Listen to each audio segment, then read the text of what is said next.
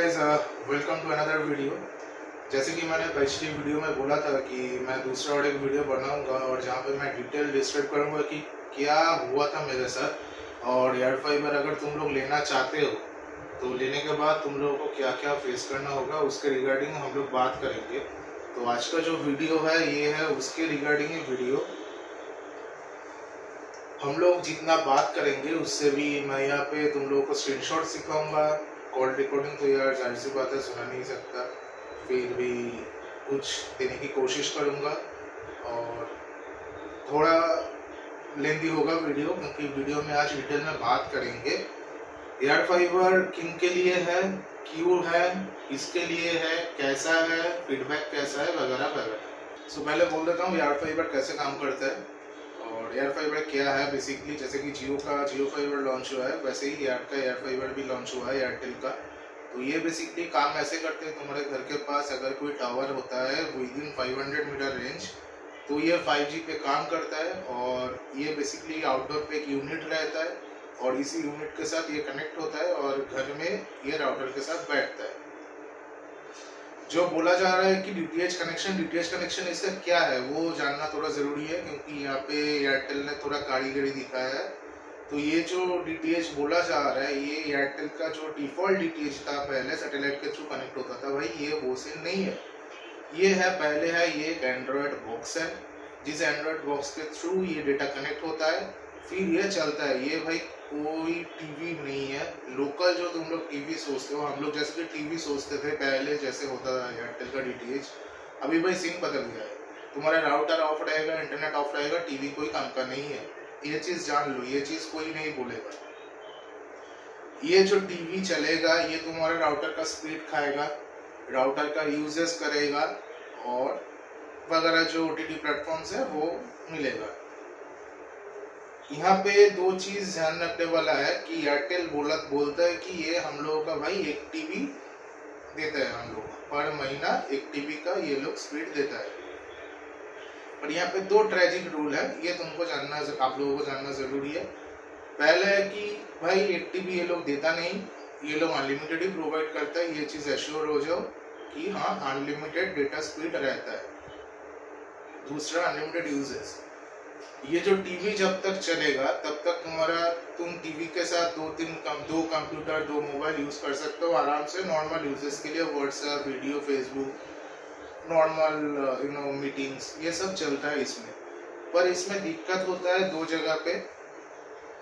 एक है online gaming के लिए और दूसरा अगर कुछ डाउनलोड कर रहे हो इसके लिए। डाउनलोड का टाइम ये थोड़ा इशू देता है जो मैंने फेस किया है कि अगर टीवी भी चल रहा है, एक मोबाइल भी चल रहा है और तुम अगर डाउनलोड करो तो थोड़ा ये दिक्कत देता है।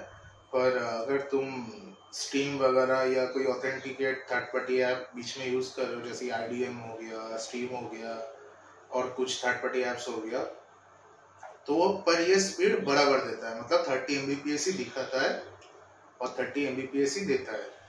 तो अभी बात कर लेते हैं ये किस किस के लिए है, कौन कौन ये इस चीज़ को यूज़ कर सकते हैं, मतलब कौन सा नॉमिनल यूजर्स है जिन लोगों को ये ज़रूरत है। जैसे कि कोई ऑफिस एम्प्लॉयज़ हो गया, घर में बेसिक काम के लिए हो गया, बेसिक गेमिंग के लिए हो गया, नॉर्मल गेमिंग के लिए हो गया और घर में नॉमिनल जितने भी काम होता है तो उन लोगों के लिए ये बहुत अच्छा चीज़ है।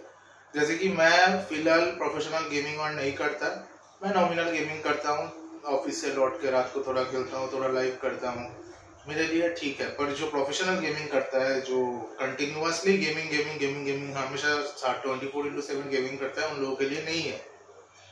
ये चीज़ याद रखना। और एक चीज़ है जहाँ पे तुम कोई रिमोट एरिया में रहते हो, कोई गाँव की साइड में कोई रहते हो, वहाँ पे ब्रॉडबैंड अवेलेबल नहीं है तो ये उन लोगों के लिए बहुत बेस्ट चीज़ है। जियो से भी कई गुना अच्छा ये सर्विस देता है स्पीड के मामले में और इसका पोर्ट भी खुला हुआ है, सब पोर्ट खुला हुआ है, बस टोरेंट के अलावा। बाकी तुम समझ लो भाई मैं क्या बोलना चाहता हूँ, सब ओपन है, बस टोरेंट के अलावा टोरेंट इसमें बंद रहता है। तुम उसको भी भाई थर्ड पार्टी मिरर ऐप करके इसको भी चला सकते हो, कोई दिक्कत नहीं है। और ये बेसिकली उन लोगों के लिए मैं कोट अनकोट बोल रहा हूँ, उन लोगों के लिए नहीं है जो प्रोफेशनल गेमिंग करता है, उन लोगों के लिए फाइबर ही सबसे बेस्ट चीज़ होता है। फाइबर के बिना इसमें मत आओ क्योंकि इसमें पिंग का इशू होता है। पिंग ये कभी कभी सैचुरेट करता है और इसका कोई पिंग का स्टेबिलिटी नहीं है, कभी मान लो 40 मिलेगा, कभी 50 मिलेगा, पर हाँ मेक श्योर 65 के नीचे रहता है, जो हम लोगों का बेसिक पिंग होता है 35 to 45, 45 to 55, 55 to 65। ये तीनों हम लोग जो 3 क्लास का पिंग को डिफाइन करते हैं, class A, class B, class सी।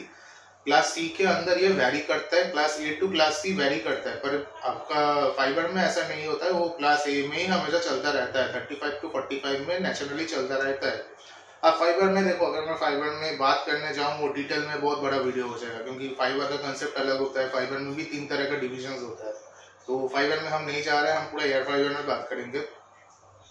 और एयर फाइबर में भी 2 तरह का डिवाइस होता है, 3 तरह का, 2 तरह का डिवाइस होता है। एक है कि एयरटेल हो गया, जियो हो गया, और एक तरह का डिवाइस होता है जिसको हम बोलते हैं SAN network, satellite area network, जो उसको हम बोलते हैं। वो बस अभी एयरटेल में अवेलेबल नहीं है, पर जो मेरा मेन मुद्दा था एयरटेल लेने का बात कुछ ये है कि जियो कभी कभी 4G पे स्विच कर जाता है, 90% टाइम स्विच कर जाता है ऑटोमेटिक, बट उसका स्पीड उतना वेरिएशन नहीं लगता, पर एयरटेल में उतना नहीं होता है। एयरटेल कंटिन्यूटी 5G देता है, ये बहुत अच्छी बात है एयरटेल का। अगर 500 मीटर के आसपास तुम्हारा टावर रहेगा तो बस ये चीज याद रखना कि इन लोगों के लिए है और इन लोगों के लिए नहीं है। नॉमिनल यूजर्स के लिए है, बेसिक गेमर्स के लिए है, प्रो गेमर्स के लिए ये चीज नहीं है। तो अभी आ जाते हैं इसका अच्छा और बुरा पे। इसका पिंग का इशू मुझे बुरा लगा, और कुछ भी इसका बुरा नहीं है, ये मैं बोल सकता हूँ। लगभग मेरा 15-20 दिन हो गया इसको यूज करते करते, 15 दिन तो हो ही गया है, और इसका मैं बोल रहा हूँ इसका और कुछ बुरा नहीं है। Overall is best nominal users के लिए, बेसिक गेमर्स के लिए। नॉर्मल फाइबर से तो कई गुना अच्छा है, तुमको बहुत कुछ मिल रहा है, टीवी मिल रहा है, OTT मिल रहा है, इंटरनेट मिल रहा है, वो भी एक ऐसा प्राइस में कि हम लोग बेसिक में भी ये प्राइस हम उड़ा देते हैं, तो ये चीज को ध्यान रखना। तो अभी बात कर लेते हैं इसका कस्टमर सपोर्ट और इन्फॉर्मेशन के बारे में। तो पहले मैं बोल देता हूँ जो मुझे सबसे बड़ा बुरा लगा इसको लेने के बाद और जो डिटेल्स लेने के बाद, इसका कस्टमर सपोर्ट बहुत बेकार है, इसका सर्विस बहुत बेकार है, इसका डिटेल्स भी बहुत बेकार है। 13 तारीख को मेरे पास फोन आना शुरू हुआ, 9 तारीख से मैंने सोचा नहीं लूंगा, कुछ सोचा, कुछ रिव्यूज देखा, कुछ मैंने बात किया एयरटेल ऑफिसर से जहाँ पे मेरा पहचान है, मेरा कॉन्टैक्ट है, वहाँ पे मैंने मतलब बात करके मुझे ये लगा कि हाँ चीज़ सही है भाई, जा सकते हैं। तो मैंने 12 तारीख को बंदे को बुलाया, पर 12 तारीख मेरे अनअवेलेबिलिटी के कारण मैंने पेमेंट नहीं कर पाया। मेरा पेमेंट हुआ 13 तारीख को। 13 तारीख को पेमेंट होने के बाद जैसे कि तुम लोग देख सकते हो यहाँ पे दिखा रहा है कि 1 डे इंस्टॉलेशन, पर भाई घंटा 1 डे इंस्टॉलेशन है भाई इसका, एक दिन में इंस्टॉलेशन नहीं हुआ। मेरा इंस्टॉलेशन हुआ 16 तारीख को, लगभग 3 दिनों के बाद। 13 तारीख सुबह 9 से 10 बजे तक मैंने पेमेंट कर दिया, बोला था 13 तारीख रात को आएगा, पर लगा 16 तारीख। 13 और 16 तारीख के बीच में ना मेरे पास कोई फोन आया, ना कोई मैसेज आया, ना कुछ आया। मैंने लगभग 6 से 7 बार मैंने कस्टमर केयर से बात किया, ये 2-3 दिनों के बीच का बात कर रहा हूँ, 13 से 16। आज हो रहा है, अभी देख रहा हूँ, ये वो कुछ नहीं आया। तो जैसे भी करके 16 तारीख को मेरे पास कनेक्शन लगा, एकदम बेकार कनेक्शन लगा। पहले मेरा जो पहले लगा के गया, जो बंदा लगाने आया था, उसका तो बिहेवियर तो छोड़ ही दो, बिहेवियर तो गलत है।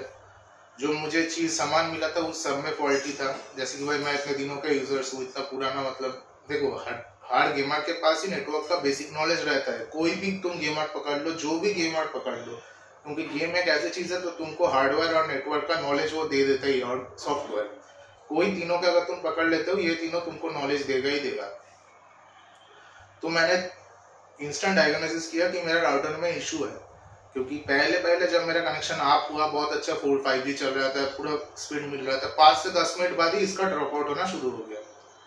तो बोला नहीं हुआ, फिर जाके मैंने कंप्लेन करना शुरू किया, फिर तो मतलब दिमाग खराब हो गया।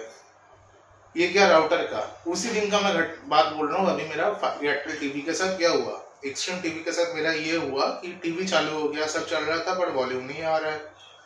अब वॉल्यूम नहीं आ रहा है मतलब कहीं पे नहीं आ रहा है। तुम्हारा ऑक्स केबल से लगा कर देखा, उसमें नहीं है, HDMI पे नहीं है, कहीं पे भी वॉल्यूम नहीं है। क्या करे, जो लोग लगाने आए थे उन लोगों को समझ नहीं आ रहा है, हम लोग नहीं जानते। और उन लोगों का सबसे जो मुझे नेगेटिव लगा एयरटेल का, एयरटेल बेसिक जो नॉमिनल ट्रेनिंग होता है वो नहीं देता है कोई इंजीनियर को। ये मैं बात बोल रहा हूँ, ऑन कैमरा बोल रहा हूँ भाई, वो नहीं देता है। बेसिक इंजीनियर जो लोग लगाना है तो उसको पता ही नहीं होता है कि क्या प्रॉब्लम है।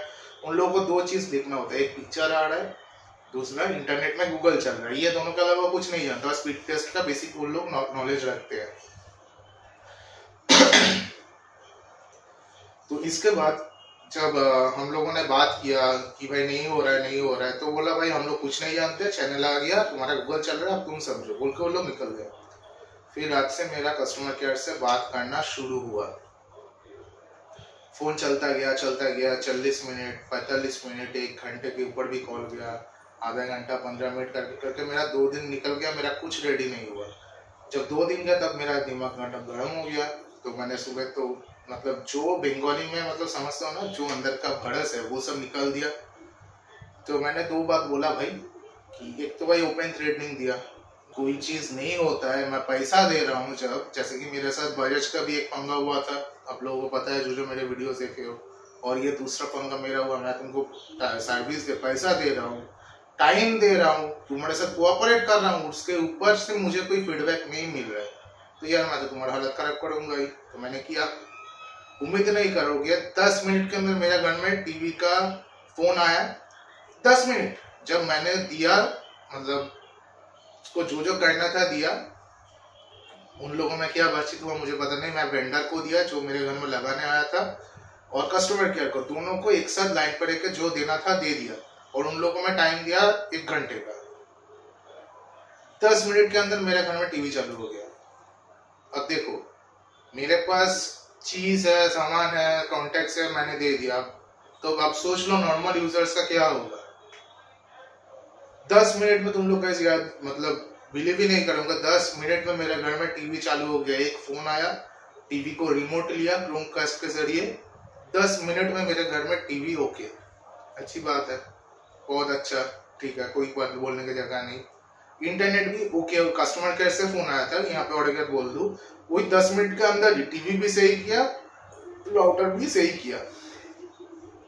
शाम तक फिर से सेम प्रॉब्लम होना शुरू हो गया, टीवी में नहीं राउटर में। फिर मैंने उसको दिया। पहले तो बुरी तरीके से बात नहीं किया, पहले अच्छी तरीके से बात नहीं। टीवी के लिए मैंने बुरा वर्ड तब किया था भाई 10 मिनट में कर दिया। तो यार टाइम देना चाहिए एक साथ, वैसा भी मतलब खुद को भी बुरा लगता है ना कि किसी को ऐसा बोलो वैसा बोलो, ये कर दो वो कर दो, वो बुरा लगता है ना। तो मैंने टाइम दिया, ठीक है चलो, प्यार से बात किया, वेट किया, ठीक है, करते करते मेरा और भी 5 दिन चला गया। अब कितना दिन हुआ, 8 दिन का मामला हो गया यहाँ पे।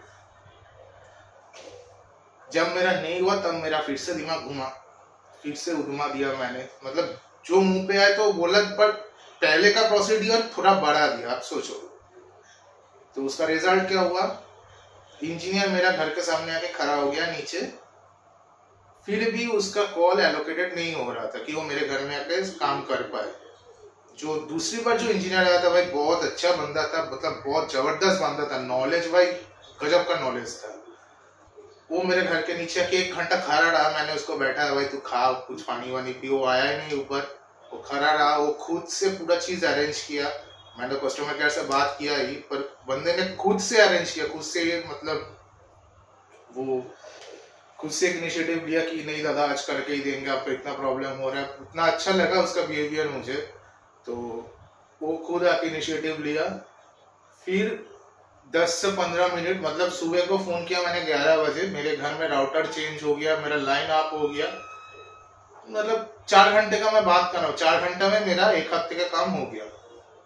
उनको भी टाइम चाहिए, नया चीज बैठा वो भी 1-1.5 घंटे का काम रहता है, उन लोगों को खोलना डील करना बैठाना, वो 1-1.5 घंटे का काम रहता है। तो बात यह है कि भाई एक्सपीरियंस बहुत बेकार था, सर्विस बहुत बेकार था। तुम्हारे पास अगर प्रॉपर नॉलेज नहीं है भाई, तुम भुगतने वाले हो। और दूसरा है कि इंजीनियर जो पहले आते हैं भाई उनको नॉलेज ही नहीं रहता, उन लोगों को पता ही नहीं कि प्रॉब्लम हो कहाँ से रहा है, क्या हो रहा है, उन लोगों को बस घंटा कुछ नॉलेज नहीं रहता। और सावधान हो जाओ, अगर लेना चाहते हो, मेरा रिकमेंडेशन भाई ना है, मत लो। अगर कोई लेना चाहते हो भाई अपने दम पे लो, क्योंकि ये चीज तुम लोगों को भुगतना पड़ेगा। मैंने जब बात किया, मैंने मतलब जो यूज कर रहे थे, मैंने किसी किसी से कांटेक्ट किया, भाई ऐसा ऐसा बोला, हाँ भाई हम लोगों के साथ भी ऐसा ही हुआ था, सबका फीडबैक सेम है।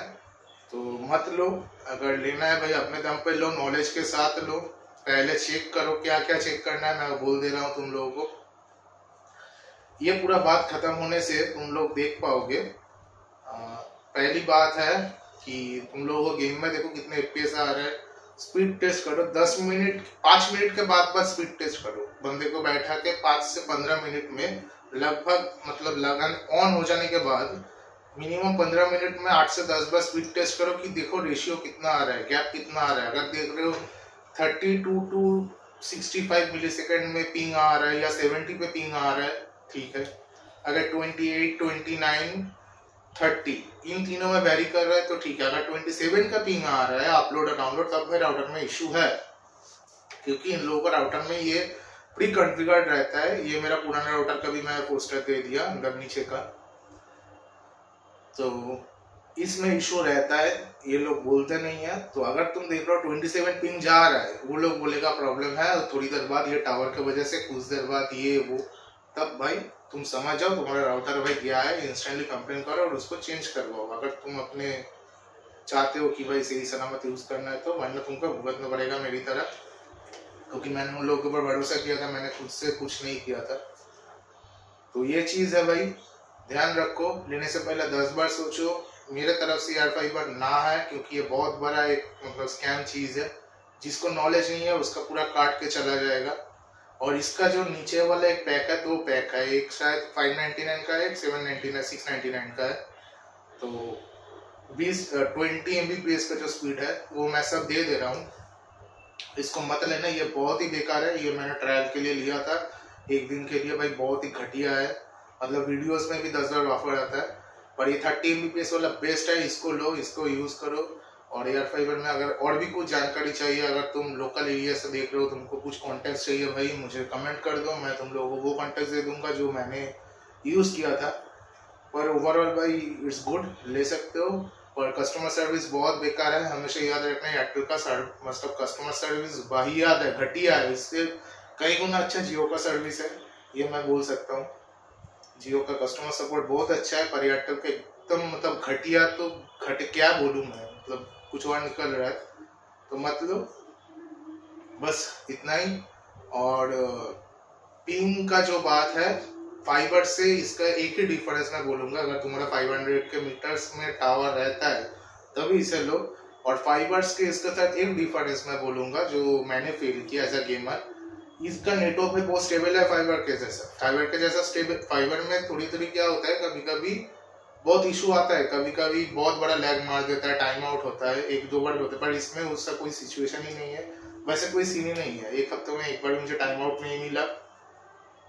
पिंग का देखो, पिंग का 35 टू 65 वैरी करेगा, ये मैं बोल दिया। जैसे कि मेरा अभी कंस्टेंट पिंग रहता है 60, 50, 49, 55, 56 रहता है। पर जब दोपहर के वक्त थोड़ा जब लोड हो जाता है ज़्यादा, जब मान लो खाना खा रहा है, कोई टीवी देख रहा है जैसे ही, तब मेरा 61 टू 64 तक पिंग जाता है, 65 कभी नहीं हुआ।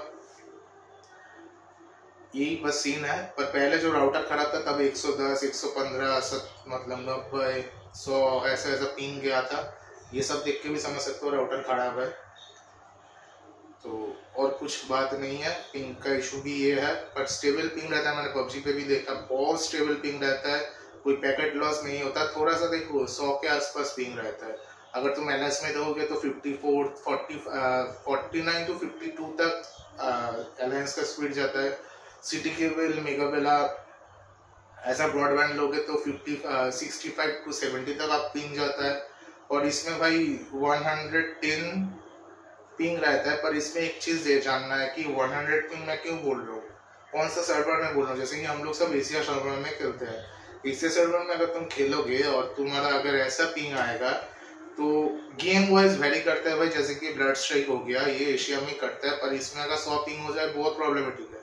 पर PUBG में 100 पिंग उतना प्रॉब्लम नहीं करता कि क्योंकि तुम्हारा अगर नेटवर्क स्टेबल रहा, पैकेट लॉस नहीं हुआ, दोनों स्टैंड बाय रहा, तो उसमें प्रॉब्लम नहीं करता। लगभग 130 तक कोई दिक्कत नहीं होता। मैंने 2000 पिंग पे भी खेला है, 100 पिंग पे भी खेला है, 35 पिंग पे भी खेला है, 300 पिंग पे भी खेला है। मेरा अगर पुराना वीडियोस तुम लोग देखोगे वहाँ पे भी देखोगे कितना पिंग हाई है, एपीएस कितना डाउन है, उन सब में मैं खेल चुका हूँ।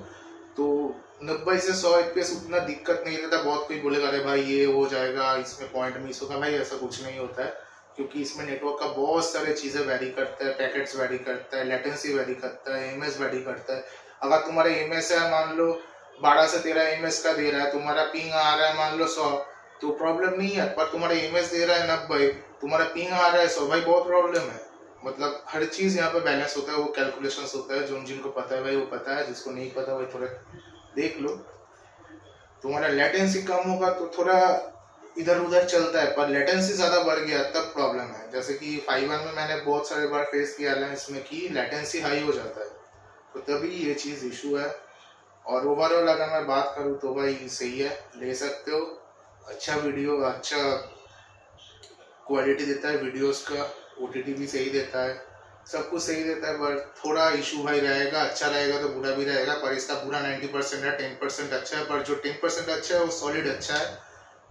बस इतना ही वीडियोस। तो उम्मीद करता हूँ वीडियो अच्छा लगा। सब्सक्राइब करना मत भूलना, शेयर करना, लाइक करना, और कुछ भी क्वेरीज हो मुझे बोलना। जैसे कि हर लोग मेरा जो वीडियो सबको ही देखता है, सबको पता है कि हर क्वेरी का मैं पर्सनली रिप्लाई देता हूँ, कॉन्टेक्ट नंबर्स भी देता हूँ, कोई प्रॉब्लम होगा वो भी मैं हेल्प करता हूँ। यहाँ पे भी सेम बात, कोई दिक्कत होगा मुझे बोलो, इंस्टाग्राम पे बोलो, कमेंट्स पे बोलो, तो ऑब्वियसली तुमको सोल्यूशन मिलेगा। तो मिलते हैं दूसरी वीडियो पे। मतलब और एक वीडियो आएगा कि ये जो साउंड कैसे हुआ, इसे बहुत सारे मैंने यूट्यूब पे देखा, बहुत सारे यूजर्स का ये क्वेरी रहता है कि साउंड नहीं आ रहा है, क्या करूं, उन लोगों को भी भुगतना पड़ेगा, तुम लोग नया लोग तुम लोगों को भी भुगतना पड़ेगा। तो उसका भी सोल्यूशन मैं दे रहा हूँ अगले वीडियो में, तब तक वेट करो। आज के लिए इतना ही, बाय।